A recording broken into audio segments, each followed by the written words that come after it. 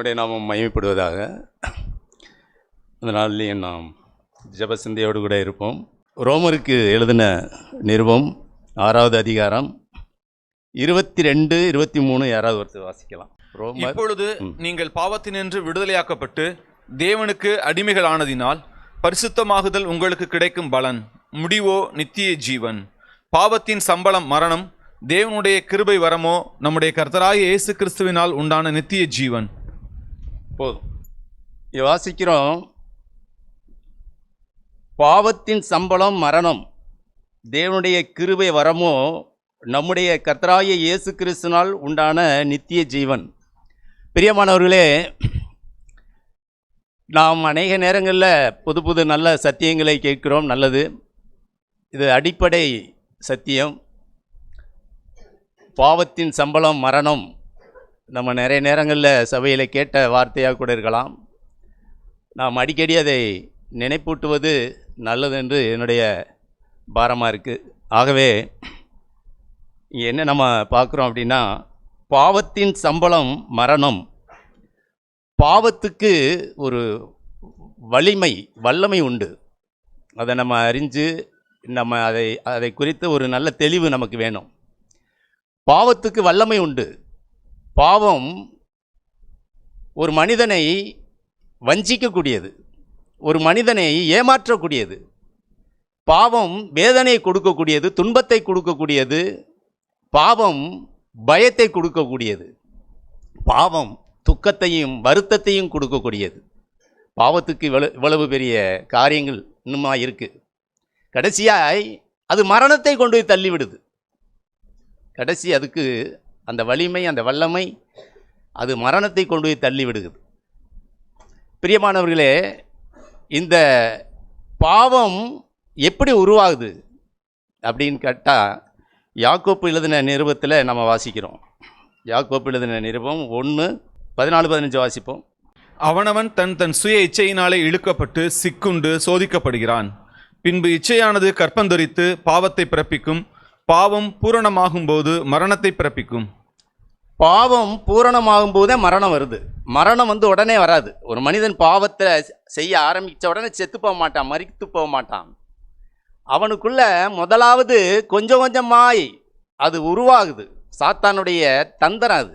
கொஞ்சம் கொஞ்சமாக ஸ்லோ பாய்சனை போல அது நமக்குள்ளே கொஞ்சம் கொஞ்சமாய் சாத்தான் நமக்குள்ள கிரியை செய்து, முதல்ல நமக்குள்ள ஆசை இச்சைகளை தூண்டிவிட்டு அந்த பாவத்தை செய்யும்படி, அந்த பாவத்தை நடப்பிக்கும்படி நமக்குள்ள விருப்பத்தை அவன் உண்டு பண்ணுகிறான். ஒரு இச்சையை தூண்டி விடுகிறான். ஆகவே நாம் அதை என்ன செய்கிறோம்? அந்த பாவத்தை செய்யும்படி நாம் உந்த தள்ளப்படுகிறோம். ஆகவே அதை செய்யும்போது கொஞ்சம் கொஞ்சமாய் நமக்கு தெரியும், ஏவாள் அந்த கனியை பார்த்தால் அது பார்வைக்கு எப்படி இருந்தது? அழகாக இருந்தது. பார்க்குறதுக்கு நல்ல புசிக்கிறதுக்கு இன்பமாக தெரியுதே அப்படின்னு தான் பார்த்தான். ஓ, அழகாக இருக்குது. சில நேரம் பாருங்களேன், சாப்பாடு கமகமான வாடை அடிக்கும் போதே நமக்கு என்ன ஆகும்? சாப்பிடணும் போல் இருக்கும். ஒரு கடைகளில் இப்படி போனோம்னா பிரியாணி வாடை இழுக்கிற மாதிரி இருக்கும். அப்படித்தான் ஏவாளை இழுத்தது. ஏவாளை அந்த இச்சையானது அவளுக்குள் கொஞ்சம் கொஞ்சமாக கற்பந்தரித்து அந்த பாவத்தை, கர்த்தருடைய கற்பனையை மீறி அவள் பாவம் செய்யும்போது, அந்த கனியை புசிக்கும்போது அவள் மரணத்தை தழுவினாள். தேவனை விட்டு துண்டிக்கப்பட்டாள். மரணம், ஆவிக்குரிய மரணம் அங்கே நடந்தது. அதைத்தான் அங்கே 2:17 என்ன சொல்லுவார்னா, ஆதியாகமத்தில், இந்த கனியை புசித்தால் நீங்கள் சாகவே சாவீர்கள். அது ஆவிக்குரிய மரணம். எனக்கும் உனக்கும் உள்ள தொடர்பு துண்டித்து போகும். எனக்கும் உனக்கும் உள்ள அந்த தொடர்பை துண்டிக்கக்கூடியது. பிரியமானவர்களே, பாவத்துக்கு பலன் இருக்குது. அதாவது பாவத்துக்கு சம்பளம், பாவத்தின் சம்பளம் மரணம். அது பாவம் செய்யும்போது ஒரு பலன் உண்டு. அது என்னன்னா, அது மரணம். அது எதை கொண்டு நமக்கு தரும் அப்படின்னா, முடிவில் மரணத்தை கொண்டு தருகிறது. பரிசுத்தமாகுதல், மனம் திரும்புதல், அது எதை கொண்டு நமக்கு தருதுன்னா, அங்கே ரோமரில் வாசித்தோம், நித்திய ஜீவன், இளைப்பாறுதல், சமாதானம், மகிழ்ச்சி, சந்தோஷம், விடுதலை, ஆறுதல், நித்தியமான ஒரு வாழ்க்கை தேவனோடு கூட. அப்ப மனம் திரும்பி பரிசுத்தத்தை நாம் வாஞ்சித்து தேடும்போது தேவன் ஒரு பலனை வைத்திருக்கிறார். பாவத்தில் விழுந்து இச்சித்து இன்பத்தை அனுபவித்து பாவத்தோடு கூட நாம் விளையாடும் போது, பாவத்தை நான் விரும்பும் போது அது எனக்கு என்னத்தை கொண்டு போய் தருது? நரகத்தை கொண்டு போய் தருது, மரணத்தை தருது. கடைசி மரணம் நரகம். நம்ம பாட்டு இப்போ ஒரு ஒர்ஷிப்பில் கூட பிரதர் பாடும்போது சொன்னாங்க, பாவத்தின் பலன் நரகம், நரகம் அது கடைசி. ஆம்பிரியமானவர்களே, அது ரெண்டுக்கும் வலிமை உண்டு. பரிசுத்தமாகுவதற்கும் வலிமை இருக்கு, வல்லமை இருக்கு. பாவத்துக்கும் என்ன இருக்கு? அது முடிவு. பரிசுத்தமாகுதலுக்கு நித்திய ஜீவன், பாவத்தில் இருக்கிறதுக்கு என்ன கொண்டு வந்து மரணத்தை, நரகத்திலே கொண்டு போய் தள்ளுது. பிரியமான இது நம்ம தெரியும், நமக்கு நிறைய நேரம் கேட்குறோம், சத்தியத்தை கேட்டிருக்கிறோம். ஆனாலும் கூட ஒரு வார்த்தையை நாம் தியானிக்க போகிறோம். நீதிமொழிகள் 28:13 வாசிப்போம். தீமையை வெறுப்பதே கர்த்தருக்கு பயப்படும் பயம். 28:13 நீதிமொழிகள் 28:13. தன் பாவங்களை மறைக்கிறவன் வாழ்வடைய மாட்டான், அவைகளை அறிக்கை செய்து விட்டு விடுகிறவனோ இரக்கம் பெறுவான். பிரியமானவர்களே, நாம் மனம் திரும்பி பாவத்திலிருந்து ரட்சிப்பை பெற்றுக்கொண்டோம். தேவனுடைய அன்பு, தேவனுடைய கிருபை, தேவனுடைய சமாதானம், தேவனுடைய பாவம் மன்னிப்பை பெற்றுக்கொண்டோம். நல்லது. ஆனால் நம்ம வாழ்க்கையில் பாவம் அதோடு நின்று போனதா? இல்லை.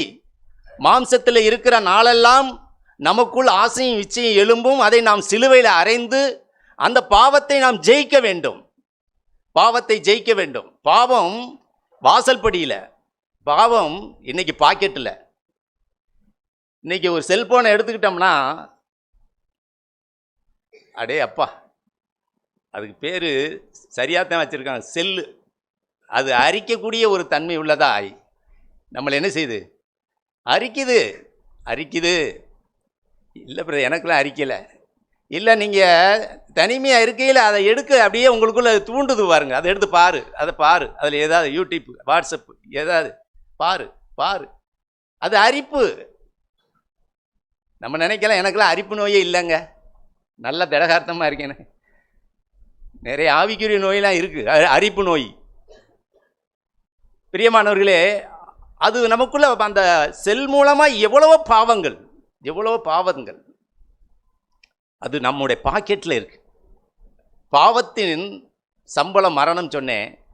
இந்த பாவம் நம்முடைய வாழ்க்கையில் ஏதோ மனம் திரும்பின நாளில் அப்படியே நான் விட்டுட்டேன், முடிஞ்சு வச்சுன்னு இல்லை.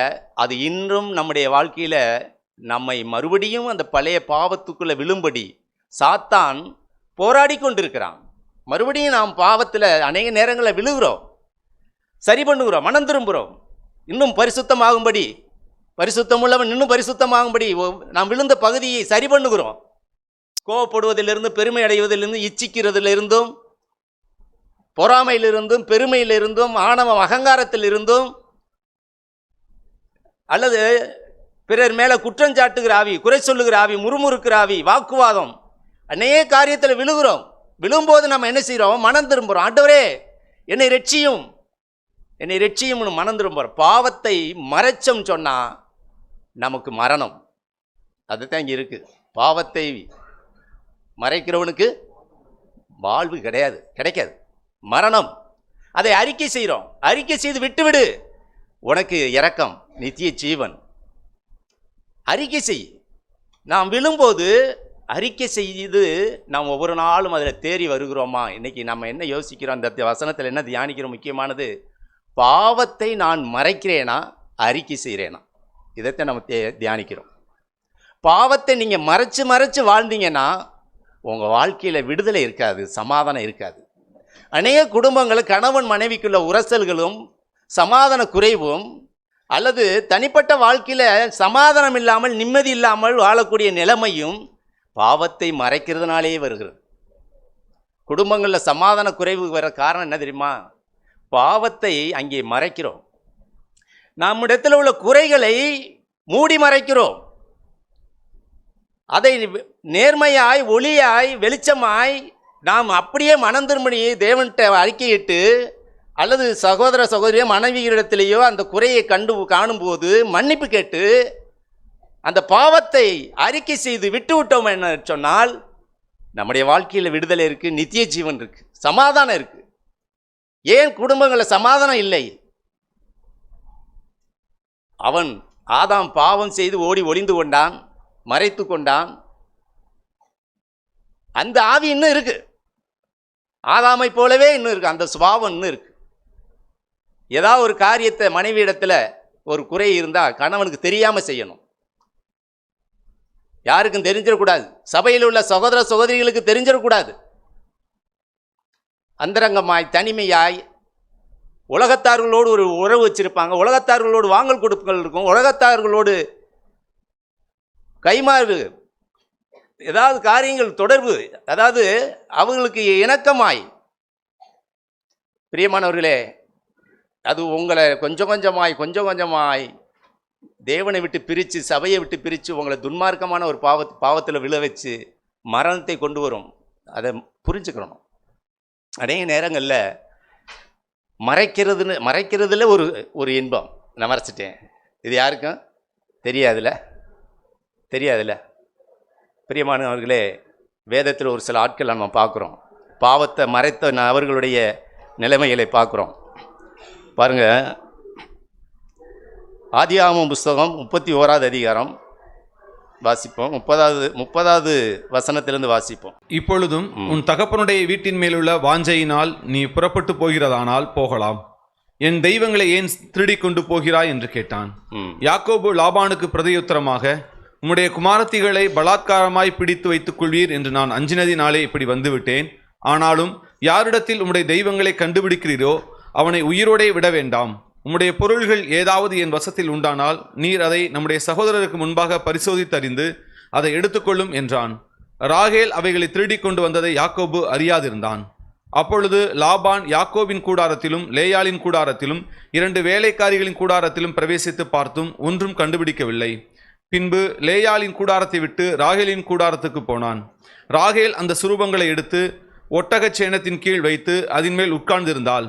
லாபான் கூடாரம் எங்கும் தடவி பார்த்தும் அவைகளை கண்டுபிடிக்கவில்லை. அவள் தன் தகப்பனை நோக்கி, என் ஆண்டவனாகி உமக்கு முன்பாக நான் எழுந்திராததை குறித்து கோபம் கொள்ள வேண்டாம், ஸ்திரீகளுக்குள்ள வழிபாடு எனக்கு உண்டாயிருக்கிறது என்றாள். அப்படியே அவன் அந்த சுரூபங்களை தேடியும் கண்டுபிடிக்கவில்லை. போதும். பிரியமானவர்களே, ராகேல் யாருன்னா யாக்கோப்புடைய 2வது மனைவியாக இருக்கிறாள். கானான் தேசத்துக்கு அவர்கள் புறப்பட்டு வருகிறார்கள். வரும்பொழுது அவள் தன் தகப்பன் வீட்டில் இருந்த அந்த விக்கிரகங்களை, தெய்வங்களை, அந்த சுரூபங்களை திருடி எடுத்து வருகிறாள். வருகிற வழியில் தகப்பன் பின்னாடியே அவன் வீட்டில் தேடி பார்க்குறான். போனதுக்கு பின்னாடி காணோம். ஆகா, எடுத்துகிட்டு போயிட்டாங்கன்னு தேடி பின்னாடியே வருகிறான். வந்து ஒரு இடத்துல நிப்பாட்டி மறிக்கிறான். என்னுடைய தெய்வங்களை சுரூபங்களை திருடி வந்து விட்டாயின்னு யாக்கோபிட்ட கேட்கும்போது, நீ யார்கிட்ட இருக்கோ நீங்கள் எடுத்துக்கலாம் அப்படின்னு சொல்லி கேட்கும்போது, அங்கே இந்த சம்பவத்தை ராகேல் கவனிக்கிறாள். அங்கேருந்து எடுத்துகிட்டு வரையில் புருஷன்ட்டையாவது கேட்டிருக்கலாம், புருஷனுக்கும் தெரியாது. இதனுடைய விளைவு பாருங்க, பின் நாட்களில் ஆதியாகமத்திலேயே 35:19 வருஷம் ராகேல் மரித்து பெத்லேகம் என்னும் எப்ராத்தா ஊருக்கு போகிற வழியிலே அடக்கம் பண்ணப்பட்டாள். சிறு வயதிலே இறந்து விட்டாள். காரணம் என்ன அப்படின்னா, பாவத்தை மறைக்கிறவனுக்கு என்ன இல்லை, நீடித்த வாழ்வு இல்லை. அதோட கூட இன்னொரு பிரமாணமும் அங்கே வருது. யாத்ராகமம் 20:12 வாசிக்கலாம். உன் தேவனாகிய கர்த்தர் உனக்கு கொடுக்கிற தேசத்திலே உன் நாட்கள் நீடித்திருப்பதற்கு உன் தகப்பனையும் உன் தாயையும் கனம் பண்ணுவாயாக. உன் தகப்பனையும் தாயையும் கனம் பண்ணு. உன் தகப்பன்ட்ட மூடி மறைச்சு ஒரு பாவத்தை செஞ்சிருக்கிற, அதனுடைய நிலைமை என்னன்னா, அவருடைய வாழ்நாள் நீடித்திருக்காம சீக்கிரத்திலேயே மரணத்தை கொண்டு வருது. தேவன் நீதிபரர். பாவத்தை மறைக்கிறவனுக்கு வாழ்வு இல்லை. அறிக்கை செய்து விட்டு விடுகிறவனுக்கு என்ன இருக்கு? இரக்கம். பாவத்தின் சம்பளம் மரணம். இது சரீர பிரகாரமாக இருக்குது. ஆனால் புதிய ஏற்பாட்டில் நாம் பாவங்களை மறைக்கும் பொழுது நம்முடைய இருதயத்தில் சமாதானம் இருக்காது, தேவனுடைய அன்பு இருக்காது, மகிழ்ச்சி இருக்காது, சந்தோஷம் இருக்காது. ஆவி செத்து போயிடும். ஆவியில் மரணம். அநேக குடும்பங்களில் சமாதானம் இல்லாத காரணமே அதாங்க. ஏன்? எங்கேயோ காரியங்களை மூடி அந்த அம்மா மாதிரி புருஷனுக்கு தெரியாமல் தகப்பனுக்கு தெரியாமல் என்ன செய்கிறோம், மூடி மறைக்கிறோம். சில பெண்களை பார்த்தீங்கன்னா புருஷனுக்கு தெரியாமையே காசு சேர்த்து வச்சு யார்கிட்டயாவது கொடுக்கல் வாங்கல் தெரியாமல் வச்சுருப்பாங்க. கடைசியில் கொஞ்ச நாள் பார்த்தா அவன் அம்போன்னு விட்டுட்டு போயிடுவான். அந்த அம்மா ஏமாத்திடும். நகையை கொடுப்பாங்க, பணத்தை கொடுப்பாங்க, உயிருக்கு உயிராக பழகுனதுனால கொடுத்தேன் வச்சேன், ஆனால் இன்றைக்கி என்னாச்சு, போச்சு. அப்படி தான் வரும். பாவத்தை மறைக்கிறவர்களுக்கு கடைசியாக ஒரு நிலைமை இருக்குது, ஒரு முடிவு இருக்குது. அது வேதனையை கொண்டு வரும், அது கவலையை கொண்டு வரும், துக்கத்தை கொண்டு வரும், வருத்தத்தை கொண்டு வரும். போச்சே போச்சே போச்சேன்னு புலம்ப விடும் மறைக்கும்போது. இதில் நம்ம கவனம் வேணும். பாவத்தை மறைக்கவே கூடாது பிரியமான. நேர்மையாக இருக்கணும். நான் விழுந்துட்டேன், நான் இந்த காரியத்தில் ஆண்டவரை தூரம் போயிட்டேன், ஆண்டவர் இந்த காரியத்தில் மோசம் போயிட்டேன், என்னை ரட்சியும், என்னை மன்னியும், ஆண்டவரே எனக்கு இரக்கம் பாராட்டும். தேவன்கிட்ட வந்தோம்னா நமக்கு ஜீவன், நமக்கு ஜீவன். பிரியமானவர்களே, இன்னொரு காரியத்தை பார்க்குறோம். உபாகமம் புத்தகத்தில் 31வது அதிகாரத்தில் வாசிக்கலாம். அதுக்கு முன்னாடி ஏசாயா 8:17 வாசிப்போம். ஏசாயா 8:17. நானோ யாக்கோபின் குடும்பத்துக்கு தமது முகத்தை மறைக்கிற கர்த்தருக்காக காத்திருந்து. யாக்கோபின் குடும்பத்துக்கு, இதுக்கு பின்னாடி யாக்கோப்பு இருக்கார். அவர் என்ன செய்கிறாருன்னா, கானான் தேசத்துக்கு வந்துடுவார். எல்லாம் வந்து அவருக்கு அந்நிய தெய்வங்களை நாடும்போது ஜனங்கள், அப்பொழுது அவர் என்ன செய்கிறாருன்னா வேதனைப்படுறார் தேவன். அப்பொழுது யாக்கோப்பின் குடும்பத்தை அவர் மறைக்கிறார், தன் முகத்தினால் அவர்களை மறைக்கிறார். பாருங்கள் பிரியமானவர்களே, பாவம் செய்யும்போது நாம் பாவம் செய்து மறைத்து கொள்கிறோம். அதில் ஒரு காரியம் நடக்குது. என்னென்னா, தேவன் தம்முடைய முகத்தை மறைக்கிறார். நம்முடைய பாவம் அவருடைய முகத்தை மறைக்குது. நம்ம பாவம் செஞ்சு மறைக்கும்போது அது என்ன செய்யுது? தேவனுடைய முகத்தை மறைக்குது. யாக்கோப்பினுடைய வம்சம், அவர் ஜனங்கள் அந்நிய தெய்வங்களை நாடும்போது தேவனுடைய முகத்தை அது மறைக்குதான். தேவன் சொல்கிறார், நான் என் முகத்தை அவர்களுக்கு மறைத்து கொள்ளுகிறேன். பாருங்கள், அதை வாசிக்கிறோம். ஏசாயா ஏன் மறைக்கிறார் அப்படிங்கிறத நம்ம வாசிக்கிறோம். உபாகமம் 31:17-18. அந்நாளிலே நான் அவர்கள் மேல் கோபம் கொண்டு அவர்களை கைவிட்டு என் முகத்தை அவர்களுக்கு மறைப்பேன். அதனால் அவர்கள் பட்சிக்கப்படும்படிக்கு அநேக தீங்குகளும் இக்கட்டுகளும் அவர்களை தொடரும். அந்நாளிலே அவர்கள், எங்கள் தேவன் எங்கள் நடுவே இராததினாலே அல்லவா இந்த தீங்குகள் எங்களை தொடர்ந்தது என்பார்கள். அவர்கள் வேறே தேவர்களிடத்தில் திரும்பி போய் செய்த சகல தீமைகள் நிமித்தமும் நான் அந்நாளிலே என் முகத்தை மறைக்கவே மறைப்பேன். வேற தேவர்களை தேடி போனதுனால, வேற உலக மனிதர்களோடு, உலக காரியங்களோடு, அந்நியர்களோடு பழகிறதுனால, இழுப்புண்டு போகிறதுனால, நிறைய பேர் பாருங்களேன், நம்ம நிறைய பழக்கங்கள்லாம் வச்சுருக்கிறோம். அந்நிய தெய்வங்களை நாள் பார்க்கறது, நேரம் பார்க்கறது, சோசியம் பார்க்கறது. சபைக்கு வந்து சிலர் வீடு கட்டுறதுன்னா நல்ல நாள் பார்க்கறது, நல்ல நேரம் பார்க்குறது. யாரும் சொந்தக்காரன் ஜாதிக்காரங்க அவங்க நெருங்கினவங்க பக்கத்தில் வந்து சொல்கிறதே நம்புறது. இதை இப்படி வைக்கணும், கதவு இந்த பக்கம், நிலையை எங்கிட்டு வைக்கணும், சன்னல் எங்கிட்டு திருப்பணும், இது ராசி இல்லை. நிறைய தெய்வங்கள், நூதனமான காரியங்கள், அதெல்லாம் அது பாருங்கள். அந்த ஒரு வசனம், இன்னொரு வசனத்தை பார்க்கலாம். உபாகமம் 32:17. அவர்கள் தேவனுக்கு பலியிடவில்லை, தாங்கள் அறியாதவைகளும் தங்கள் பிதாக்கள் பயப்படத்தக்கவைகளும் நூதனமாய் தோன்றிய புது தெய்வங்களுமாகிய புது தெய்வங்கள். இதெல்லாம் என்னது? சபைக்கு தான் வர்றோம், ஆனால் நமக்குள்ள நூதனமான தெய்வங்களை வச்சுருக்கோம். மூடி நூதனம். பிரதர், படி ஒத்தப்படையில் தான் இருக்கணும். 3 இருக்கணும், அல்லது 5 இருக்கணும், 7 இருக்கணும். வாசல் இந்த மூளைக்கு நேரம் இந்த பக்கம் வைக்கணும், இந்த சென்னலை இங்கிட்டு வைக்கணும். எல்லாம் நூதனம். எங்கள் வீட்டு படியை கொஞ்சம் ஆல்ட்ரேஷன் பண்ண வேண்டியது இருந்துச்சு. அதை உடச்சிட்டு இருக்கும்போது 3 படி இருந்துச்சு, கொஞ்சம் உயரமாக இருந்துச்சு. அதை கொஞ்சம் உடச்சிட்டு 4 ஆக்கிட்டேன். கொஞ்சம் சுருக்கணும்னா என்ன ஆயிடுச்சு, 4 படி வந்துருச்சு. நான் ரொம்ப முதல்ல ஏறி ரொம்ப தூக்கி, சின்ன பிள்ளைய யாரும் வந்து ஏறினா கஷ்டப்படுறாங்க, அதை கொஞ்சம் சமப்படுத்தி கீழே 4 ஆக்கிட்டேன். அதை கொத்தனார் 4 வைக்கக்கூடாது, 5 வச்சுருவோம். ஏன்? வீட்டுக்கு ஆகாது. இருக்குது குடி வாழ போகிறவன் நான், எனக்கு ஆகும். எனக்கு எல்லாம் விசுவாசிக்கிறவனுக்கு எல்லாம், நான் விசுவாசிக்கிற வின்னார். எனக்கு 4ஆக இருந்தானா 6ஆக இருந்தானா 8ஆக இருந்தானா. பிரியமானவர்களே, எனக்கு ஒரு சில இப்படிப்பட்ட காரியங்களை யாராவது சொன்னால் நான் வேணும்னாலையும் செய்வேன். எனக்கு அப்படியா சங்கதின்னு கொஞ்சம் யோசித்தேன். அப்படியா அப்போ கண்டிப்பாக 4 தாங்க வைக்கணும் அப்படின்னு சொன்னேன். கண்டிப்பாக 4 தான் வைக்கணும், எனக்கு அதுதான் ராசி. ஒரு முறை எங்கள் அம்மா வந்திருந்தாங்க ஆரம்பத்தில். இந்த சுடு தண்ணி போடுறதுக்கு வெளியில் அடுப்பு வச்சோம். அப்போ அடுப்பு வைக்கும்போது கிழக்கு மேற்கு வைக்கணும்ப்பா, வெட்டிக்கிட்டு இருக்கையில் அடுப்பு எப்படி இருக்கணும், கிழக்கு மேற்கு தாப்பா வைக்கணும், மாற்றி கீத்தி வச்சு போடாத அப்படின்னாங்க. எனக்கு அப்போத்தான் யோசித்தேன், ஏன் அப்படின்னு கேட்டேன். அது சாத்திரம், அது வைக்கக்கூடாது, அது வீட்டுக்கு ஆகாது அப்படின்னு. புரிஞ்சுக்கிட்டேன், திருப்பிட்டேன் அப்படியே. வடக்கு தெற்கு வடக்கு, கண்டிப்பாக தெற்கு வடக்கு தான் போடணும், வேறு வழியே இல்லை அப்படின்னு சொன்னேன். செய்யக்கூடாது, இல்லை இல்லை அதுதான் எனக்கு ஆகும், ஆண்டவருக்கும் ஆகும். பிரியமான இதெல்லாம் நூதனமாய் நிறையா. ஒரு வண்டி வாங்கினா நல்ல நாள் பார்க்குறது, ஒரு ஊருக்கு போனால் நல்ல நேரம் பார்க்குறது, சகுனம் பார்க்குறது, பூனை வந்துருச்சு அது வந்துருச்சுன்னு யாராவது கெவிலி இந்த கிச்சு கிச்சுன்னு ஆமாம் வந்தா சொல்லுது சரின்னு சொல்கிறது. நூதனமான தெய்வங்களை நம்ம இருதயத்துக்குள்ளே வச்சுக்கிட்டு கர்த்தாவே கர்த்தாவேங்கிறோம். தேவன் சொல்கிறார், என் முகத்தை உனக்கு மறைக்கிறேன், என் முகத்தை உனக்கு மறைக்கிறேன். நீ ஆண்டவரே ஆண்டவர்னு கூப்பிடுகிறாய், நான் உன்னை அறியேன். நீ அந்த பெண்ணை போல என்ன செய்ய உள்ளே போட்டுக்கிட்டு கூடாரத்தை போட்டு ஒரு கூடையை போட்டு ராகேலை போல மூடி வச்சிருக்கிற, யாருக்கும் தெரியாமல்.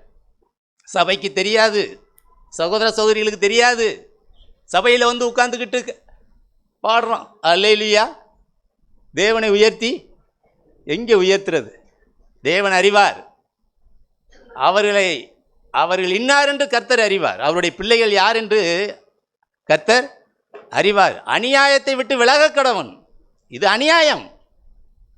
இது நம்முடைய வாழ்க்கையில் இப்படிப்பட்ட நேரம் பார்க்குறது, சோசியம் பார்க்குறது, குறி பார்க்குறது, நாள் பார்க்குறது, இந்த மாதிரி ஆவி இருந்தால் கண்டிப்பாக பிரியமானவர்கள் உங்கள் வாழ்க்கையில் விடுதலை இருக்காது, நிம்மதி இருக்காது. நீங்கள் சபைக்கு வர்றது வேஸ்ட்டு. இந்த பழக்கம் இருமனம் உள்ளவன் நிலையற்றவன். இந்த பழக்கம் உள்ளவர்கள் தேவனிடத்தில் எதையாயிலும் பெறலாம் என்று நினையாதிருப்பானாக. சபைக்கு வரும் வேஸ்ட். உங்கள் வாழ்க்கையில் வெறுமை இருக்கும், உங்கள் வாழ்க்கையில் வறுமையும் இருக்கும், வேதனையும் இருக்கும், துக்கமும் இருக்கும். அது ஒரு சாபங்க. அந்நிய தெய்வத்தை தேவனுக்கு பிடிக்காத காரியம் அதெல்லாம். அந்நிய இந்த மாதிரி காரியங்களை நம்புறது, விசுவாசிக்கிறது, கயிறு கட்டுறது, நேர்த்திக்கடன் வைக்கிறது, இந்த மாதிரிலாம் இருக்குது. சபைக்கு சிலர் யாரோ சொன்னாங்க, யாரோ கொடுத்தாங்க, அதனால் மாட்டிக்கிட்டேன், அதனால் போட்டு விட்டேன். என் பிள்ளை பிறந்த குழந்தை 4 தடவை தும்முன்னு தும்மிருச்சுன்னா அவ்வளோதான். ஏதோ ஆவி ஏதோ பிடிச்சிருச்சு, அந்த கயிறை மந்திரிச்சு துண்ணு ரிலேஷன் தாங்க பக்கத்தில் நான் போடுறேன், எனக்கு தெரியும், நான் செஞ்சுறேன். மாமா மச்சான் அத்தை யாரோ சொல்லிட்டாங்க, சரி என்ன செய்யறது? தட்ட முடியல பிரதர், தட்ட முடியல. மூளைக்கு உங்கள் பிள்ளைகளை ஒப்பு கொடுக்கிறீர்கள், வேதம் சொல்லுது. மூளை அந்நிய தெய்வத்துக்கு உங்கள் பிள்ளைகளை பலியிடுகிறீர்கள். அப்புறம் எது பிசாசானவன் தொடமாட்டான். ஆரம்பத்திலே பிள்ளைகளை கொண்டு போய் கொடுக்குறோம். ஆரம்பத்திலேயே பிரியமானவர்களை மனம் திரும்புவோம். பாவத்தின் சம்பளம் மரணம். பாவத்துக்கு வலிமை உண்டு. பாவம் நம்மை வேதனைக்குள்ளாக்கும், பாவம் நம்மை நரகத்துக்குள்ளாக்கும், நிம்மதியை பறிச்சிடும். சகோதரிகள் இந்த இடத்துல ஒரு காரியத்தை நம்ம அந்த ராகேல் இடத்துல கற்றுக்கொள்ளணும். தகப்பன் வீட்டில் இருந்ததை அவள் கொண்டு வந்தாள். சில குடும்பத்தில் பாருங்களேன், அம்மா அப்பாவோட வீட்டில் அங்கே வளர்ந்த விதத்தை, அங்கே நடந்து கொண்ட பழக்க வழக்கங்கள், காரியங்கள், அதை புருஷனோடு கூட இங்கேயும் வச்சு மறைச்சு இங்கே கணவனோடு கூட இடைபடுகிற காரியங்கள். அம்மா அப்பாட்ட மரியாதை இல்லாமல் பேசுவாங்க, எதிர்த்து நின்றுருப்பாங்க. அதே இது புருஷன்ட்டு இங்கே நிற்பாங்க. அதே ஆவி உள்ளவர்களாய் மறைந்த ஒரு இருதயத்தில் மறைவான ஒரு குணம். அப்படி புருஷன் வீட்டுக்கு போகிற அந்த காரியத்தில் அவர் என்ன சொல்கிறாருன்னா, சங்கீதத்தில் உன்னுடைய புருஷன் வீட்டை நீ என்ன செஞ்சிரு, தகப்பன் வீட்டை, சங்கீதம் 45 வாசிக்கிறான், உன் தகப்பன் வீட்டை மறந்துரு. அங்கே நீ வாழ்ந்த விதம், பழகின விதம், நடந்த விதம் விட்டுரு. சபைக்கும் கூடங்க, நீங்கள் வேறு சபையிலேருந்து வந்திருக்கலாம், வேறு சபையில் இப்படிலாம் நாங்கள் ஆடணும், பாடணும், குதித்தோம். ஆனால் இங்கே அது இல்லை. இப்படிலாம் இங்கே நாங்கள் ஓடி ஆடி நாங்கள் சபைக்காக அப்படின்னு செஞ்சோம் இப்படி செஞ்சோம். இங்கே எங்களுக்கு அதெல்லாம் இல்லை. நிறைய புலம்பல்லாம் உண்டு, நான் பார்த்துருக்கேன். இந்த சபையில் ஆவி இல்லைன்னு சொல்லி எந்திரிச்சு போனவங்கெல்லாம் உண்டு. அதாவது அங்கே கற்றுக்கொண்டு சில காரியங்களை இங்கே கொண்டு வந்து நீங்கள் அதோடு சேர்த்து இந்த சத்தியத்தை கேட்டீங்கன்னா உங்களுக்கு புரியாது. நாங்கள் இங்கே தேவனுடைய சத்தியம் என்ன சொல்லுது அப்படின்னா, நீ பரிசுத்தமாகணும், நீ தேவனுக்கு உன்னுடைய வாழ்க்கையை முழுமையாக ஒப்புக்கொடு. ஆடுறது குதிக்கிறதுலாம் அப்புறம், அது முக்கியமல்ல, அது முக்கியமல்ல.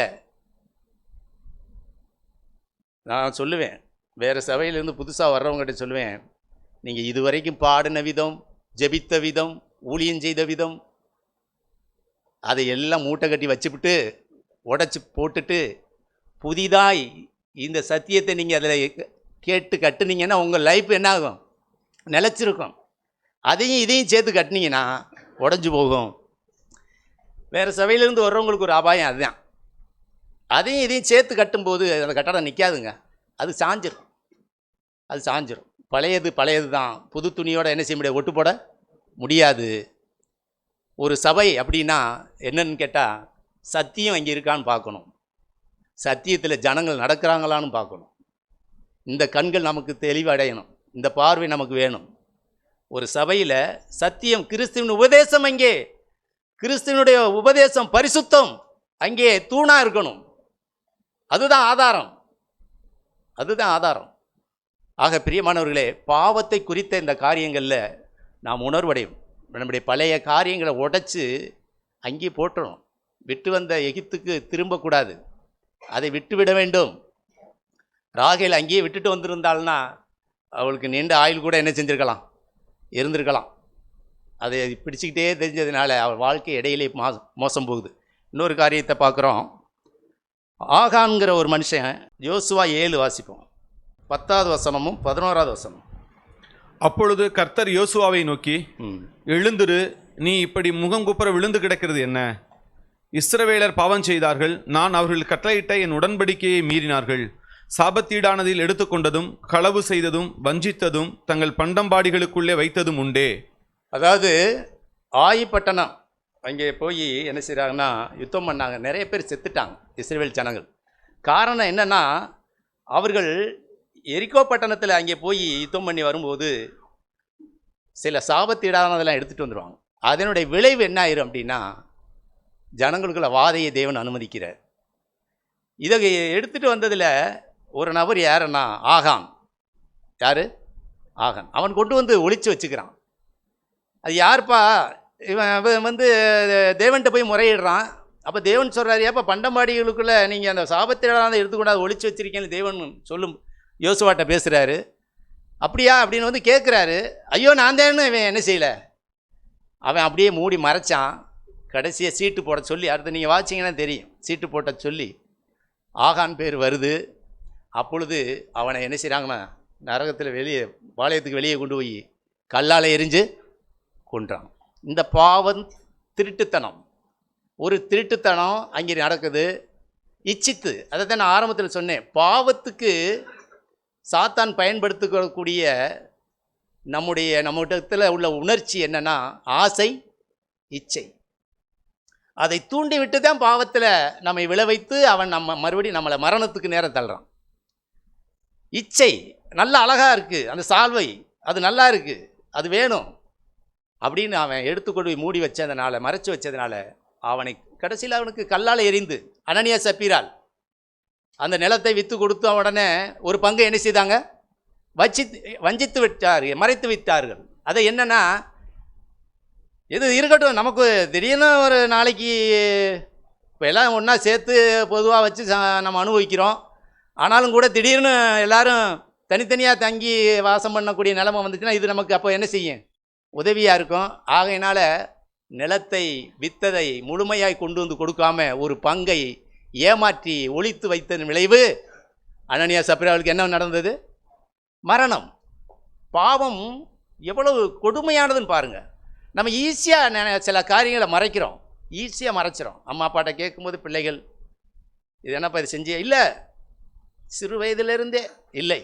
மறைக்கிற சுவாபம் அந்த ஆதாமுடைய சுவாபம். அப்படியே அம்மா அப்பா கொஞ்சம் கடினமாக பேசிட்டாங்கன்னா அவங்களுக்கு விரோதமாக எதிர்த்து நிற்கிறது, வாக்குவாதம், வாலிபர்கள் பிள்ளைகள் தூசிக்கிறது. உங்களுக்கு ஒன்றும் தெரியாது இந்த வயசில், நான் அப்படிலாம் இல்லை. இல்லை நீ ஏதோ ஒரு மாதிரியா ஃபோன் பேசுறியே, ஏன் எல்லாருக்கும் முன்னாடி பேசாமல் தனியாக போய் பேசுகிற, ஏதோ கேட்குறாங்க. ஆனால் அதை என்ன செய்ய முடியல, நான் இந்த இதில் விழுந்துட்டேன், எனக்கு உதவி செய்யுங்க, நான் தவறாக ஒரு பையனோட ஒரு பிள்ளையோட பழகிட்டேன், பேசிட்டேன், என்னை மன்னிச்சிருங்கம்மா அப்பா, நான் எனக்கு இதில் மீண்டு வரணும். தொடர்ந்து போனான் சிம்சோன். கண்ணு தான் என்னாச்சு, பிடுங்கப்பட்டது. எத்தனை பெண்ணு அவனுக்கு, 3 பெண்ணு மாறி மாறி போனான். கடைசியை கண்கள் பிடுங்கப்பட்டு மரணம். தாய் தகப்பனுக்கு மீறி போனவன் தெளிலால், அவன் அந்த பார்வைக்கு அழகாக இருக்கிறான்னு சொல்லி போனான், அவன் உயிரை வாங்கிட்டா. கடைசியா அவன் பெண் பார்க்க போகும்போது கூட தாய் தகப்பன் வேணாம் தான் சொல்கிறாங்க. இல்லை, என் பார்வைக்கு அவள் எப்படி இருக்கிறாள், இச்சை, அழகா இருக்கிறாள். கடைசியுடைய அவனுடைய விளைவு என்னன்னா, அவளுக்கு நடந்த விளைவு மரணம், கண்கள் பிடுங்கப்பட்டு. அகோரம், பாவம் மோசமானது, பிரியமானது, ஈஸியாக எடுத்துக்கிற கூடாது. அந்த பாரத்தில் தான் நான் அவங்கள்ட்ட பேசுகிறேன். ஒரு மனுஷன் இந்த மிருகக்காட்சி இருக்கு இல்லையா, மிருகங்களை வைத்து கண்காட்சி காட்டக்கூடிய ஒரு மனிதன் ஒரு பெரிய விளையாட்டு மைதானத்தில் கொண்டு அநேக மிருகங்களை கொண்டு வந்து அவன் கண்காட்சி வித்தையை காட்டி கொண்டிருந்தான். சிங்கம், புலி, யானை. அப்பொழுது கடைசியாய் ஒரு பாம்பு, பெரிய ஒரு மலைப்பாம்பு, அதை தன் மேலில் தூக்கி தோளில் போட்டு, அது என்ன செய்யுதுன்னா உடம்பெல்லாம் அப்படி ஏறி, தலையில் ஏறி மறுபடி கீழே வருது. அவன் உடம்பெல்லாம் சுற்றுது, கழுத்தில் சுற்றுது, இப்படி திரும்புது. அவன் அப்படியே நடந்து வர்றான். அந்த பாம்பு அவனுடைய அப்படியே ஒரு சாரக்கயிறு போல் அவனை என்ன செய்யுது, சுற்றி சுற்றி அப்படியே விளையாட்டு காட்டுறான். ஜனங்கள்லாம் ஆஹா ஓஹோன்னு ஆரவாரமாக கைதட்டுகிறார்கள். என்ன அழகு, என்ன அருமை அப்படின்னு. அது அப்படி சுற்றுது, இப்படி சுற்றுது, கடைசியை கழுத்தில் சுற்றுது, கீழே இறங்குது, மேலே இறங்கும், மறுபடியும் தலையில் ஏறுது, கழுத்தில் சுற்றுது, உடம்புல சுற்றுது. இப்படி இருக்கையில் அந்த கழுத்தில் அப்படி சுற்றிக்கிட்டு வரையில் இருக்குது. அவன் ஆஹா ஓஹோன்னு சொல்லி எல்லாருக்கும் வித்தை காட்டிக்கிட்டு இருந்தவன் திடீர்னு அது உண்மையாக கழுத்தை இருக்குது. அவன் ஆன்றான், ஜனங்கள் எல்லாம் கைதட்டான். ஆஹா சூப்பராக நல்லா நடிக்கிறான்டா, நல்லா நடிக்கிறான்டா, ஆஹா ஆஹான்னு. அது இருக்குது. அவன் காப்பாற்றுங்கன்னு கையை விட்டுட்டு கத்துறான், யாரும் வரலை. அவன் நடிக்கிறான்னே எல்லாரும் பார்த்துக்கிட்டு இருக்கான்.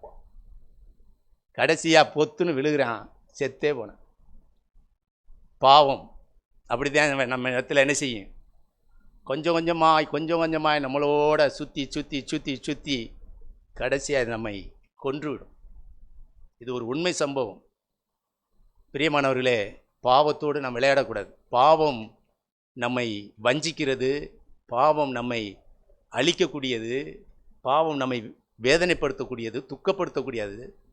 இப்படிப்பட்ட நிலைமையில் நம்ம என்ன செய்யலாம்னா, விழுந்துட்டோம்னா ஆண்டவராக இயேசுவிடத்து, அதான் அவருடைய மரணம் பாவத்தை ஜெயித்தது. கல்வாரி சிலுவையில் அவர் சிந்தின ரத்தம் பாவத்தை கழுவுது. பாவத்தை கழுவி நம்மை நீதிமான்களாக்குறது.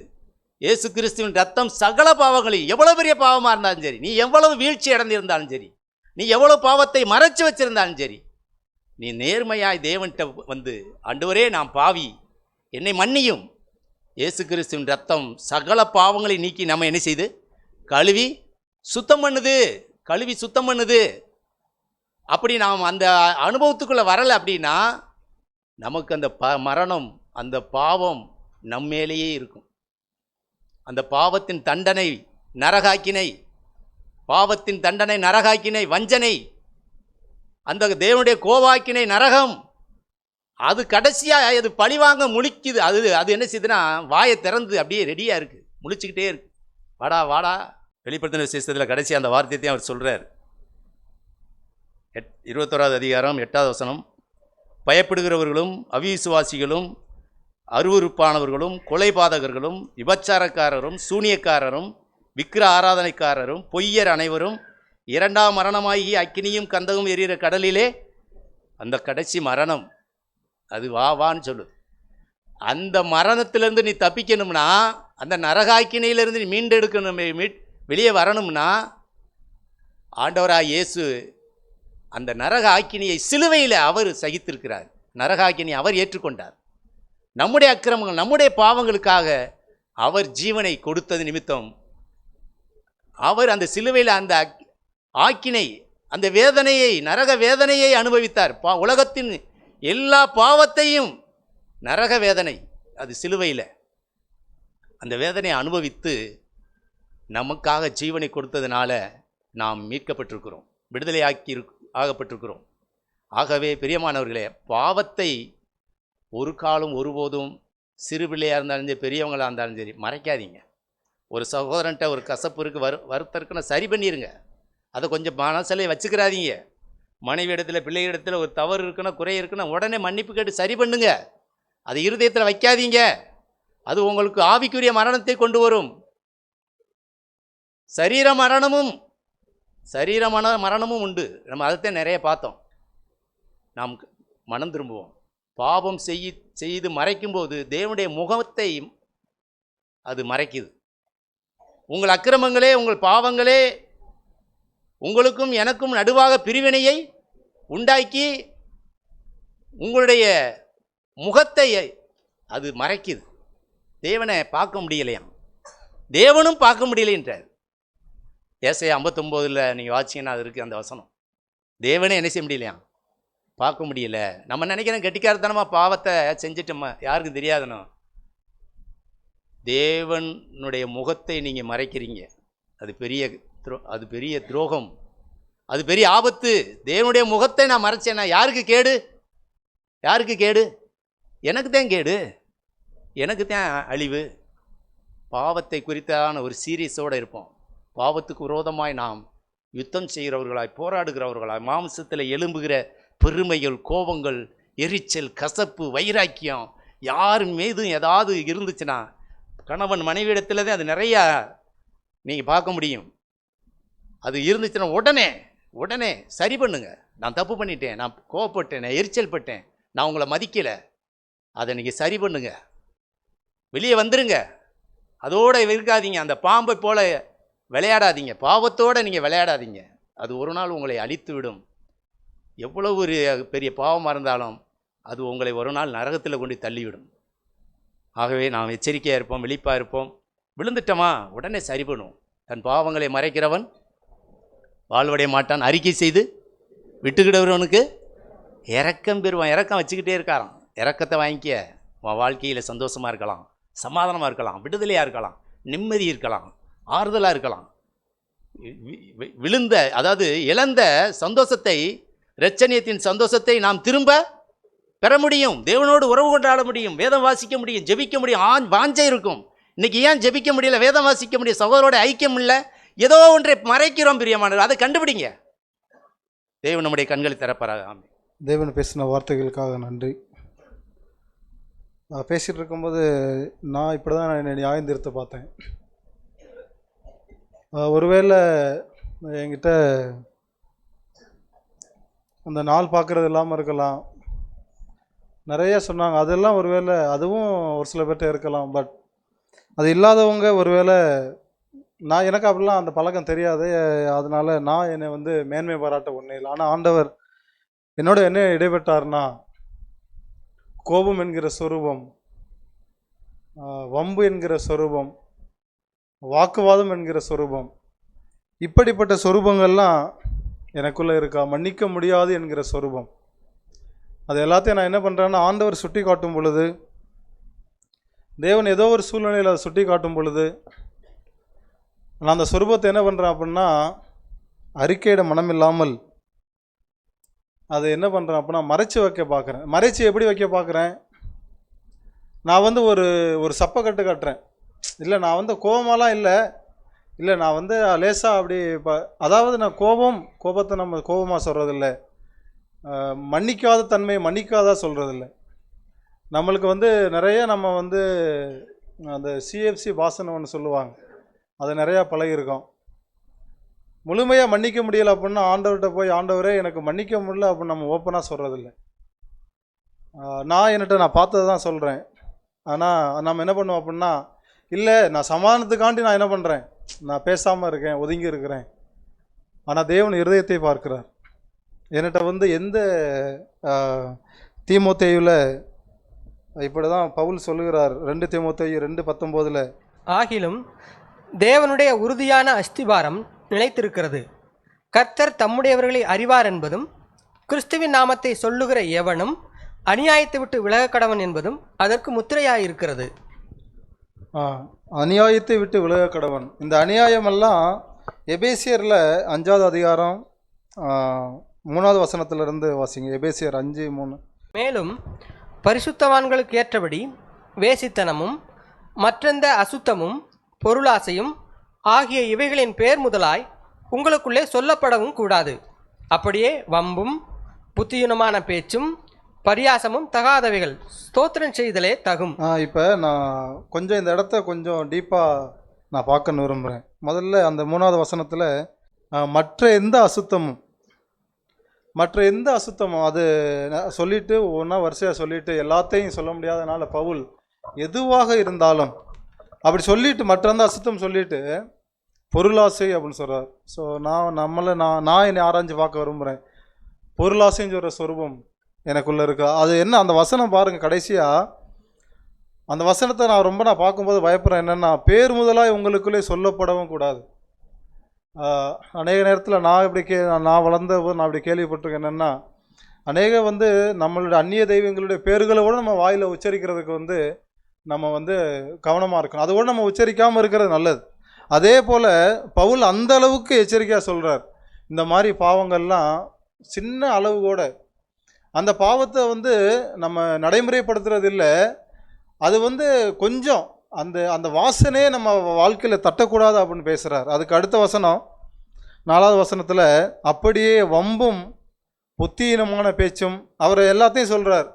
எந்த லிஸ்ட்டில் வைக்கிறாருன்னா, வேசித்தனம். அந்த 3வது வசனத்தில் வேசித்தனம் இருக்கு இல்லையா, வேசித்தனம் இருக்குது.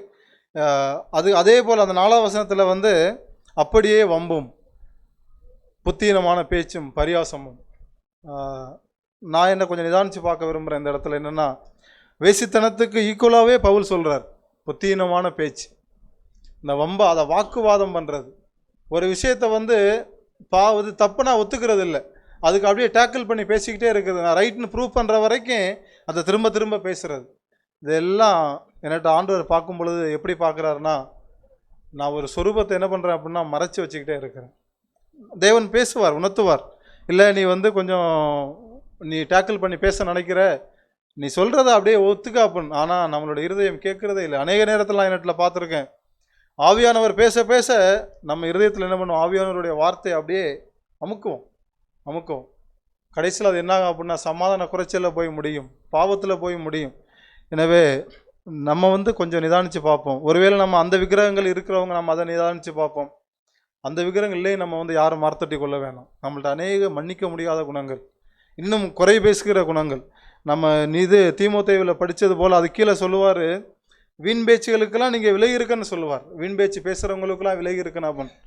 வீண் பேச்சு பேசுகிறவங்களுக்கே விலகி இருக்கணும் அப்படின்னா, வீண் பேச்சு நான் பேசுகிறதுலேருந்து எவ்வளோ விலகி இருக்கணும், அதெல்லாம் நம்ம நிதானித்து பார்க்கும் பொழுது, ஆண்டவரே எனக்குள்ளே நிறையா சொரூபங்கள் இருக்குது ஆண்டவரே.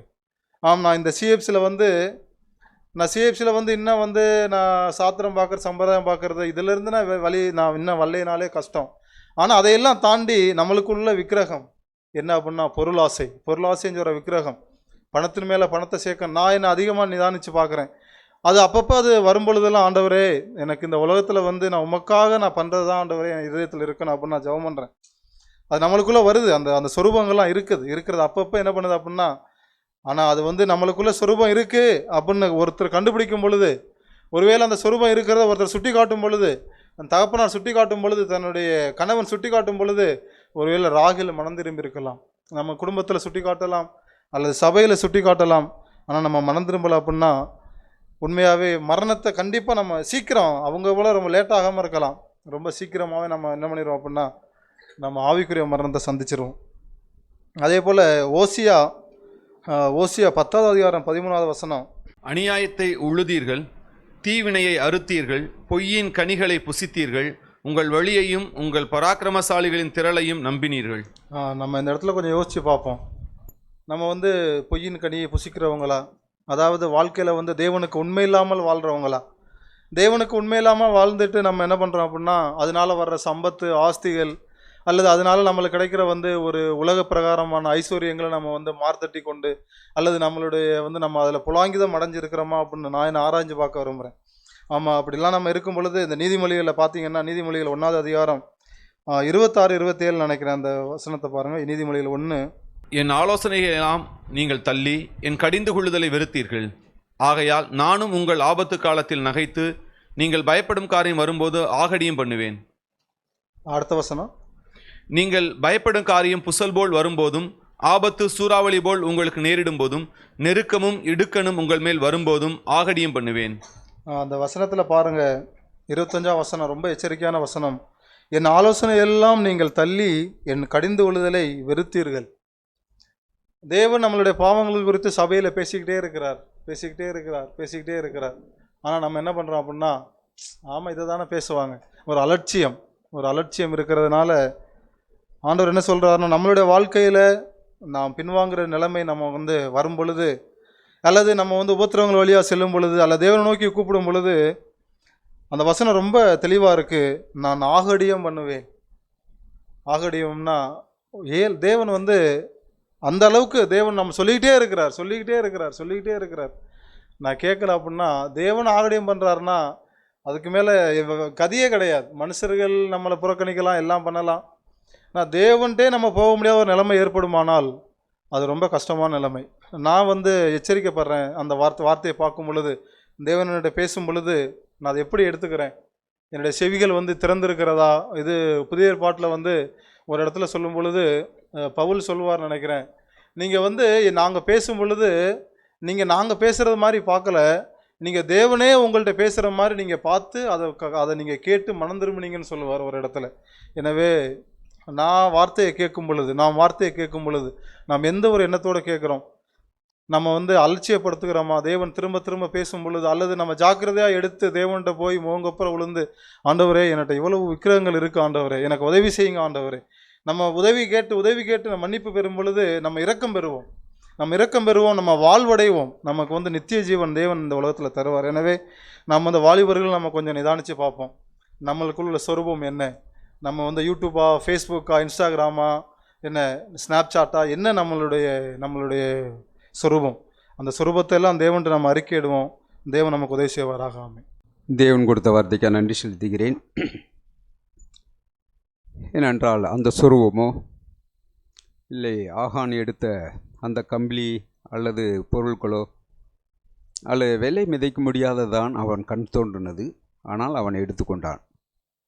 ஆனால் அதே போல் நமக்குள்ளே ஒரு காரியம் இருக்கும். சகோதரர் அருமையாக சொன்னார் எபினேசர் பெறுவர், நமக்குள்ளே ஒரு சுரூபம் இருக்கும்.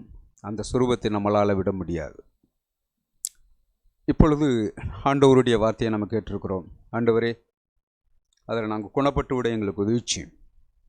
எந்த காரியமாக இருந்தாலும் சரிதான், அந்த காரியங்களில் வந்து நம்ம ஆண்டவர்கிட்ட ஒப்பு கொடுக்க வேண்டும். தேவனே எங்களை விடுதலையாக்கும். நாங்கள் எத்தனையோ காரியங்களை ஆண்டவரே நாங்கள் கேட்டிருக்கிறோம். ஆனால் ஒரு மாய்மாலம் அல்லது ஒரு மறைப்பு, ஒரு வார்த்தைகளை நம்ம மறைக்கிறது வந்து நமக்கு ஒரு சுரூபந்தான். தேவனுக்குள்ளே நம்ம வெளிச்சமாக இருக்கணும்னு கடந்த காலங்களெல்லாம் கேட்டோம். கடந்த காலங்களில் தேவனுக்குள்ளே நம்ம வெளிச்சமாக இருக்கணும், எல்லாமே வெளிச்சமாக இருக்கிறதுன்ட்டு. அந்த வெளிச்சம் இல்லைனாலே நமக்குள்ளே ஒரு சுரூபம் வந்துடும். இங்கே சகோதரர் ரோமரில் எழுதின வார்த்தையை மறுபடியும் நம்ம வாசிப்போம். தேவன் எனக்காகவே பேசினார். எனக்குள்ள அநேக சுரூபங்கள் இருக்கிறது, எனக்குள்ளும் ஒரு சுயம் இருக்கிறது. அந்த சுயத்தை வந்து அதை நான் விட்டு கொடுக்கலைன்னா அது நான் வந்து என்ன செய்யன்னு கேட்டேன், எனக்குள்ள ஒரு சுரூபம் இருக்கிறதுன்னு அர்த்தம். அதை தேவனுக்காகவே நம்ம அதை அர்ப்பணிக்க வேண்டும். நம்ம வந்து ரோமரில் நம்ம எப்படியா 6வது அதிகாரத்தில் 17 நம்ம வாசிப்போம். முன்னே நீங்கள் பாவத்திற்கு அடிமைகளாயிருந்தும் இப்பொழுது உங்களுக்கு ஒப்புவிக்கப்பட்ட உபதேச சட்டத்திற்கு நீங்கள் மனப்பூர்வமாய் கீழ்ப்படிந்ததினாலே தேவனுக்கு ஸ்தோத்திரம். எப்படி நீங்கள் மனப்பூர்வமாய் கீழ்ப்படிந்ததினாலே தேவனுக்கு ஸ்தோத்திரம். பாவத்தினின்று நீங்கள் விடுதலையாக்கப்பட்டு நீதிக்கு அடிமைகளானீர்கள். பாவத்திலிருந்து நம்ம வந்து விடுதலையாக்கப்பட்டு நீதிக்கு அடிமைகளானோம். உங்கள் மாம்ச பலவீனத்தின் நிமித்தம் மனுஷர் பேசுகிற பிரகாரமாய் பேசுகிறேன். அக்கிரமத்தை நடப்பிக்கும்படி முன்னே நீங்கள் உங்கள் அவயவங்களை அசுத்தத்திற்கும் அக்கிரமத்திற்கும் அடிமைகளாக ஒப்புக் கொடுத்தது போல இப்பொழுதும் பரிசுத்தமானதை நடப்பிக்கும்படி உங்கள் அவயவங்களை நீதிக்கு அடிமையாக ஒப்புக் கொடுங்கள். இப்ப பாருங்க, பரிசுத்தத்தை நடப்பிக்கும்படி உங்கள் அவயங்களை நீதிக்கு அடிமைகளாக ஒப்புக் கொடுங்கள். முன்னே நம்ம அக்குர்மக்காரர்களாக இருந்தோம், அடங்காதவர்களாக இருந்தோம். ஆனால் இங்கே இந்த கிறிஸ்துவ சிஎஃப்சியினுடைய சர்ச்சில் பாவத்தை குறித்தும் நீதியை குறித்தும் நமக்கு கண்டித்து உணர்த்தி பேசக்கூடிய ஒரு வசனங்கள் வருது. அந்த வசனத்தில் நம்ம எந்தளவாய் நம்மளை காத்துக்கொள்கிறோம், எந்தளவாய் நம்மளை விலக்கிக் கொள்கிறோம். ஒரு பாவங்கள் வரும்பொழுது என்னுடைய கண்ணையோ என்னுடைய சிந்தையோ ஆண்டவர்களை நான் திருப்பிட்டேன்னா அதுதான் தேவனுக்குரியது. அப்படி இல்லைன்னா நான் மறுபடியும் நான் பழைய மனுஷன்லேயே நான் இருக்கிறேன். அந்த பழைய மனுஷன் நமக்குள்ளே வாசம் செய்கிறான். அவன் நம்மளை என்ன செய்கிறான்? சகோதரர் சொன்னது போல் குறி பார்க்குறது, சோசியம் பார்க்குறது, ஏதோ ஒரு சவனங்கள் நமக்குள்ளே உண்டாக்குகிறதா இருக்கிறது. அது தொடர்ந்து நம்ம வாசிப்போம். பாவத்திற்கு நீங்கள் அடிமைகளாக இருந்த காலத்தில் நீதிக்கு நீங்கினவர்களாக இருந்தீர்கள். முதல்ல நம்ம பாவத்துக்கு அடிமைகளாக இருந்தோம். இப்போ நீதிக்கு நீங்களாக இருக்கிறோம். முதல்ல நீதினா நமக்கு என்னென்னு தெரியாது. நம்ம உலகத்தில் இருக்கும்போது இந்த சகோதர ஐக்கியங்கள், ஒரு அன்பு, ஒரு தேவனை அறியக்கூடியது, அல்லது மனம் திரும்புவது, அல்லது ஞானஸ்தானத்துக்கு ஒப்பு கொடுப்பது, அதெல்லாம் நமக்கு தெரியல. இப்போ நம்ம ஆண்டவர்களை நமக்கு வந்த பிறகு தான். சரி, இப்போ 21 வாசிப்போம். இப்பொழுது உங்களுக்கு வெட்கமாக தோன்றுகிற காரியங்களினாலே அக்காலத்தில் உங்களுக்கு என்ன பலன் கிடைத்தது? என்ன பலன் கிடைத்தது? நம்ம இப்போ சிந்தித்து பார்க்குறோம். கடந்த காலங்களில் என்னை நான் சிந்தித்து பார்க்குறேன். எங்கனை பார்த்தாலும் சோசியம் பார்ப்பேன், எங்கனை பார்த்தாலும் இந்த கிளி சோசியம்லாம் எடுத்து பார்ப்பாங்க. அதே மாதிரி இந்த ஒரு மாதிரியை வச்சு கொண்டு வந்து அதுக்குள்ளே கொடுப்பாங்க. நீங்கள் நல்லா இருப்பீங்கலாம் சொல்லுவாங்க. எப்போ பார்த்தாலும் சோசியம் பார்த்துக்கிட்டே இருப்பேன். அதுலேருந்து இப்போவும் என்னை ஆள்கொள்ளும். இப்போவும் என்னைய அதை ஆள்கொள்ளும். எங்கிட்ட அந்த சவனம் சந்தை நிறையா என்னை ஆள்கொள்றதை நான் பார்க்குறேன். பரிசுத்தம் சொல்லுவாங்க, அவங்க ஆஃபீஸில் ஒருத்தர் வேலை செஞ்சாராம், உயிரோடு செத்தாருங்க அப்படிம்பாரு. என்னென்னு கேட்டால் ஆஃபீஸுக்கு சைக்கிள் தான் எடுப்பாராம். ஒருத்தர் விறகு கொண்டுக்கிட்டு எதிர்த்தாப்பில் வருவாங்களாம். திரும்பி சைக்கிளை வச்சுக்கிட்டு கொஞ்சம் நேரம் இருந்துட்டு மறுபடியும் அந்த பொம்பளை போன உடனே திருப்பி வண்டி எடுப்பாளாம். வண்டி எடுத்துகிட்டு தான் போவாராம். ஒரு பூனையை குறுக்கி வருமா, திருப்பி கொண்டு போய் அந்த சைக்கிளை வச்சுட்டு திரும்பி வீட்டில் இருந்துட்டான். அவள் உயிரோடு செத்தாருங்க. ஆமாம், நம்ம சவனம் பார்க்குறது அப்படி தான். ஒரு பூனை குறுக்கி வந்துருச்சு, விறகு வந்துருச்சு, தலை விரித்து போட்டுக்கிட்டு இருந்தாங்க. நம்ம போகும்போது சில ஒருத்தர் பாப்பாவில் நம்ம தலையை விரித்து போட்டிருக்கோம், ஊருக்கு போகிறாங்க, அடை உள்ளபடி அப்படின்னு சொல்லுவாங்க. இதெல்லாம் நமக்கு சாத்திரமே இல்லை. நான் இந்துக்களில் இருக்கும் பொழுது கூட நான் போயிருந்திருக்கேன். போயிட்டு இங்கே போனோம். அவங்க என்ன செஞ்சாங்கன்னு கேட்டால், அவங்க இங்கே போகிறாங்க, கோயிலுக்கு போகிறாங்க, அப்பாவும் அவரும், நீங்கள் உள்ளே போயிடுவோம் அப்படின்னு சொல்லிட்டு நான் சின்ன குட்டி பேராக இருந்தேன். அப்போம்போதே நான் இருந்தேன், இவங்களாம் ஒரு மனுஷன் தானே, இந்த மனுஷரை ஏன் போய் அவங்கள ஒழித்து கொள்ளணும் அப்படின்னு சொல்லிட்டு இருந்தேன்.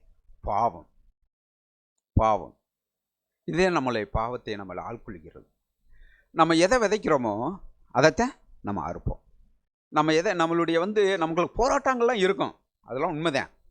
நம்ம நிலங்களில் களையெல்லாம் எல்லாம் முளைச்சிருச்சு, அதெல்லாம் உண்மைதான். ஆனால் களையை பிடுங்க வேண்டிய இடத்துல நம்ம பிடுங்கிறணும். அப்படி பிடுங்கலைன்னா நம்ம என்ன செஞ்சிடும் கேட்டால், பாவம் நம்மளை என்ன செஞ்சிடும், மூடிடும். களை நம்ம என்ன செஞ்சிடும், நம்மளை ஆட்கொண்டுரும்.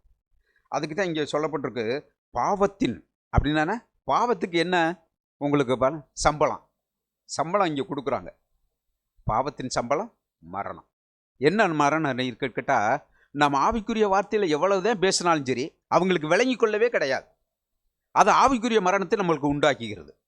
நிறைய பேசுவாங்க, எல்லாம் தலையை பரிசுத்தம் சொன்னது போல் தலையை ஆட்டுவாங்க. ஆனால் என்ன செய்யாது, விளங்கிக்கிறார். இப்போ ஆண்டவரே நாங்கள் விளங்கிக்கிறேன். இப்போ நம்ம சபையிலேருந்து நம்ம வீட்டிலேருந்து வரோம். இப்போ இப்படி நம்ம கேட்குறோமா, நான் அப்படி ஜெபம் பண்ணுவேன், ஆண்டவரே நான் தூங்கி விழுந்துடாம உம்முடைய வார்த்தையை கேட்க எனக்கு உதவிச்சு, உம்முடைய வார்த்தையை நான் விளங்கி கொள்ள எனக்கு உதவிச்சு, உம்முடைய வெளிப்பாட்டை எங்களுக்கு தாங்க ஆண்டவரேன்னு சொல்லிட்டு வருவேன். தூங்கி விழுகாமல் இருக்கிறது கூட நான் ஜெபம் பண்ணிட்டு வரேங்க.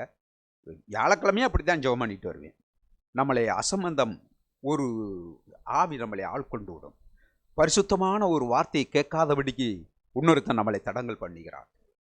அவன் எப்பொழுதுமே அவன் கங்காணம் கொண்டிருக்கிறான். அவன் கட்சிக்கும் சிங்கம் போல யாழை விருங்கலாம் என்று வகை தேடி சுற்றி திரிகிறான். அதனால தான் கொரிந்தியர் சொல்றாரு, மோசம் போகாதீர்கள், ஆகாத சம்பாசனை நல்லொழுக்கங்களை கெடுக்கும். ஆகாத சம்பாசனை நிறைய பேசிக்கிட்டே இருக்கிறது. நிறைய அடுத்த வீட்டில் போய் புறணி கூறிக்கிட்டு இருக்கிறது, அல்லது வந்து மாய்மாலம் பண்ணுறது. ஒரு காரியத்திலேருந்து மாய்மாலம் பண்ணி, இல்லை பிரதர் நான் இப்படித்தான் எங்கெங்கேயோ நம்ம போவோம், ஆனால் சபைக்கு வர முடியாது தெரியுமா? அதுக்கு ஒரு சாக்கெல்லாம் சொல்லுவோம். அதுக்கெல்லாம் வந்து ஒரு காரியம் நம்ம வச்சுருப்போம். சபைக்கு வர முடியாது, ஜெபம் பண்ண முடியாது, வேதத்தை வாசிக்க முடியாது, நமக்கு டைம் நிறையா இருக்கும். ஆனால் அந்த வேதத்தை படிக்கிறதுக்கு மட்டும் என்ன செய்யாது, நமக்கு டைம் கிடைக்காது. என்ன செய்யறோம் கேட்டால், இப்போ பாவத்துக்குள்ள நம்ம உள்படுத்திக்கிறோம். அதனால தான் சொல்கிறாரு, கலாத்தியார்ன்ற புத்தகத்தில் சொல்கிறாரு 6வது அதிகாரத்தில், இங்கேயும் அங்கே கொரிந்தியர் சொன்னது போல் இங்கேயும் அப்படி சொல்லுகிறார். 6:7 மோசம் போகாதருங்கள், தேவன் தம்மை பரியாசம் பண்ண வெட்டார். மனுஷன் எதை விதைக்கிறான்னு அதையே அறுப்பான்.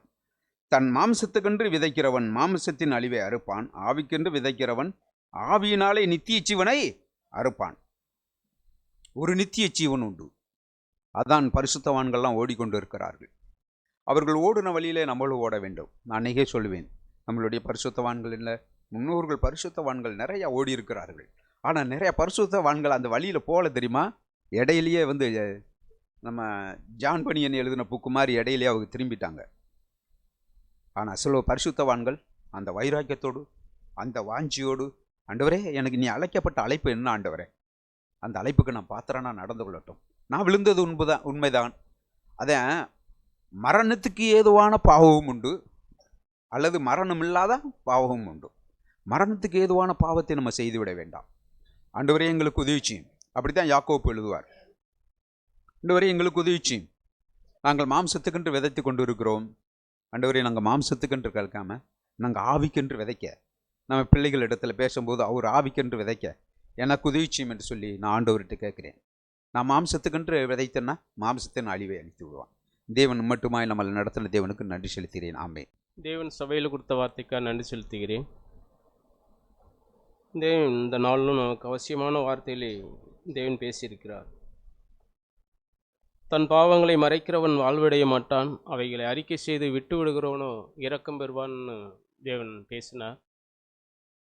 ஆம் பிரியமானவர்களே, இப்படிப்பட்ட அவசியமான வார்த்தைகள்லாம் நாம் சர்ச்சுக்குள் நுழைஞ்சோடனே சைடுகளெல்லாம் எழுதி கிடக்கு. நீ அந்த வாசல்லேருந்து வந்து இந்த பக்கம் திருமணினாவே அந்த வார்த்தை தான் இருக்குது. நான் ஒரு நாளைக்கு 2 தரம் மேக்ஸிமம் வருவேன். வரும்போதெல்லாம் அந்த வார்த்தை தான் எனக்கு முன்னேக்கி இருக்கும். என் கண்ணுக்கு முன்னேக்கி அந்த வார்த்தை தான் இருக்கும். வேதத்தில் மட்டும் இல்லை, முக்கியமான வார்த்தைகளெல்லாம் சுற்றி நம்ம செட்டுகளில் எழுதி கிடக்கு. நம்ம அதை வாசிப்போம் கவனமாக. யாக்கோப்பை குறித்து சகோதரர் பேசினார், ராகேலை குறித்து. நேற்றைய தினம் அந்த காரியங்களைத்தான் நான் பார்த்துக்கிட்டு இருந்தேன். அதான் ராகேல் அங்கேருந்து அவங்க அப்பா வீட்டிலேருந்து திருடிக்கிட்டு வந்த அந்த சொருபத்தை மறைத்து வைத்தான். அந்த விக்கிர ஆராதனை அவர் பின்னாடியே வந்தது. தகப்பன் தேடி வந்து அதை கொடுக்க அவங்களுக்கு மனதில்லை. அப்புறம் பார்த்தோம், பென்ஷிமேன் பெற்று எடுக்கும்போதே இறந்து போகிறான். கானான் தேசத்துக்கு போக முடியல. அதே போல பிரியமானவர்களே, கோபம், எரிச்சல், முறுமுறுப்பு, இருதயத்தை கடினப்படுத்துகிறது, இது பூராமே விக்கிர ஆராதனை. மோசேயை பார்த்தோம், மோசேயை பார்க்கிறோம். மோசே லாஸ்ட்டாக கானான் தேசம் போக முடியல. ஏன்? கோபப்பட்டார். அந்த ஜனங்கள்லாம் நெருக்குனதுனால கோபப்பட்டார். அது அவருக்கு விக்கிர ஆராதனைன்னு அறியாமல் இருந்தாரான்னு தெரியல. ஆண்டவர் என்ன, நீங்கள் கானான் தேசத்தை போக முடியாது, நீ கானான் தேசத்தை மட்டும் பார்த்துக்கன்னு ஒரு வாய்ப்பு கொடுத்தார். மலையில் நின்று பார்த்துக்க அப்படின்னு. ஆம் பிரியமானவர்கள், இந்த விக்கிர ஆராதனைக்கு நாம் விலகி ஓடுவோம். தன் மாம்சத்தில் எழும்புகிற, இருதயத்தில் எழும்புகிற அந்த கசப்பு, வெறுப்பு, முறுமுறுப்பு, இந்த இருதய கடினம், இவையெல்லாம் பிசாசிடமிருந்து வந்தது. தேவன் இருதயத்தில் சுத்தமுள்ளவர்கள் பாக்கியவான்கள், அவர்கள் என்னை தரிசிப்பார்கள் என்று சொன்னார். ஆம் பிரியமானவர்களே, ஒரு சின்ன 2-3 வசனம் மட்டும் வாசிக்கிறேன். எரேமியா 7ஆம் அதிகாரம் 23ஆம் வசனம் 24ஆம் வசனத்தை வாசிங்க. என் வாக்குக்கு செவிகொடுங்கள், அப்பொழுது நான் உங்கள் தேவனாயிருப்பேன், நீங்கள் என் ஜனமாயிருப்பீர்கள்.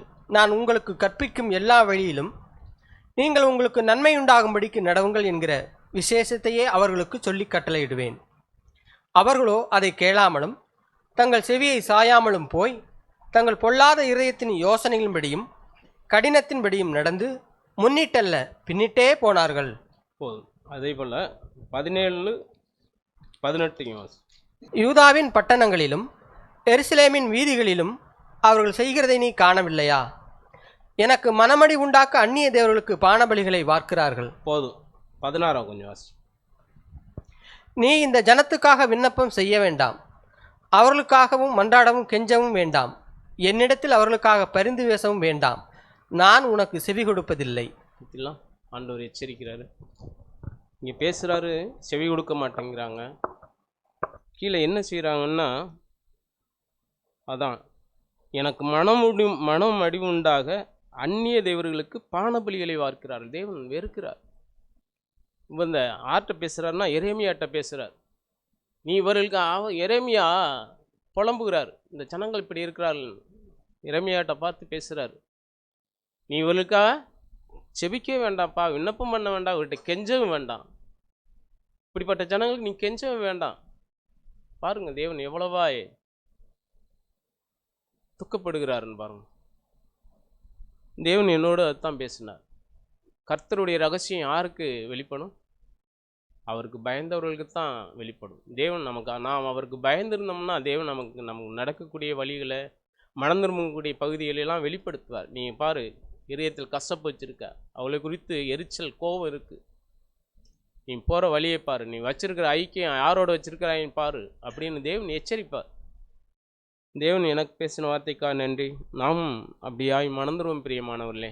சகோதரர் பாரத்தோடு தான் தேவன் பேசினாங்க. எபிப்பிரதர் பேசினாங்க. அவர் என்ன செய்வார்? நகைப்பார் தேவன். போங்க, நீ யாரை பின்பற்றி போனிய அவங்களுக்கு பதில் கொடுப்பான். ஆபத்து காலத்தில் என்னை நோக்கி கூப்பிடல, நீங்கள் அவன்கிட்ட போங்க. அகட்டியம் பண்ணுவார் தேவன். நாம் தேவனுக்கு பயந்திருப்போம் பிரியமானவர்களே. தேவன் நமக்கு நல்ல தகப்பன். அவரிடத்தில் போனவர்களே அவர் புறம்பே தள்ளுவதில்லை. தேவன் சொன்னார் 6வது இதில் ஒர்ஷிப்பில் சொன்னான், அவரிடத்தில் வந்தவர்களே அவர் புறம்பே தள்ளுவதில்லை. நாம் அவர்கிட்ட போவோம் பிரியமானவர்களே. தேவனுக்கு நாம் பயந்திருப்போம். கர்த்தருக்கு பயப்படுதலே அவருக்கு உகந்த வாசனை என்று ஏசாயாவில் பார்க்கிறோம். நாம் அவருக்கு பயந்திருந்தோம்னா அவருக்கு உகந்த வாசனையாக இருப்போம். அப்பொழுது நாம் தேவனிடத்தில் கேட்கிறது அவருக்கு பிரியமானதை நமக்கு தேவன் செய்ய அவர் வல்லவராக இருக்கிறார். தேவன் ஒவ்வொருவருக்கும் எனக்கும் உதவி செய்வார் என்று நான் நம்பிக்கை அறிவிக்கிறேன். ஆமென்.